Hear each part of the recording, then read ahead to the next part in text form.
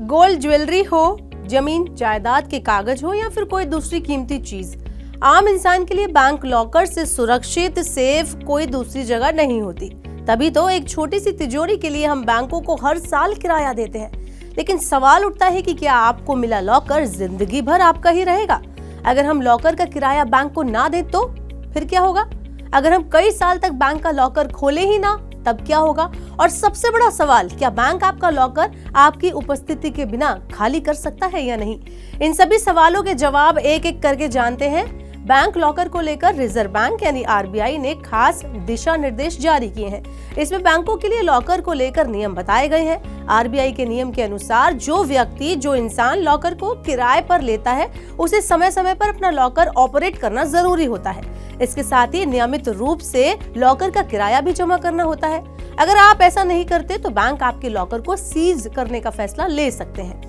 यहाँ ध्यान देने वाली बात यह है कि आप भले ही लॉकर का किराया भर रहे हो, लेकिन लॉकर ऑपरेट ना करने की स्थिति में बैंक आपका लॉकर खाली करवा सकता है। चलिए अब मैं आपको बताती हूँ कि लॉकर को खाली करने को लेकर बैंक के क्या नियम है। पंजाब नेशनल बैंक यानी कि पीएनबी की वेबसाइट पर दी गई जानकारी के अनुसार अगर बैंक लॉकर 7 साल की अवधि तक निष्क्रिय रहता है, यानी कि उसके ऊपर कोई एक्टिविटी नहीं होती, उसको खोला नहीं जाता और बैंक लॉकर किराए पर लेने वाले व्यक्ति से संपर्क भी नहीं कर पाता, तो ऐसी स्थिति में बैंक के पास लॉकर को तोड़ने और उसमें रखी सामग्री नॉमिनी या कानूनी उत्तराधिकारी को सौंपने के अलावा कोई और रास्ता नहीं होता।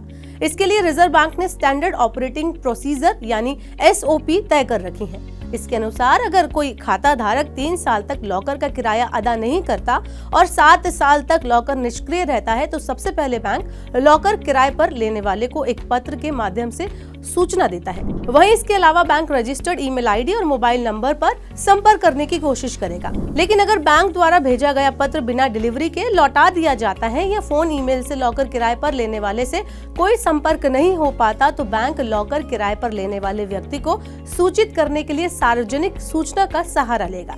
ये सार्वजनिक सूचना 2 अखबारों में प्रकाशित की जाएगी। इसमें एक अखबार अंग्रेजी में और दूसरा स्थानीय भाषा में होना चाहिए।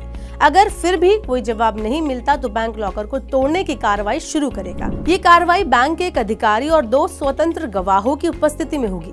पूरी प्रक्रिया का, पूरे प्रोसेस का वीडियो रिकॉर्डिंग किया जाएगा।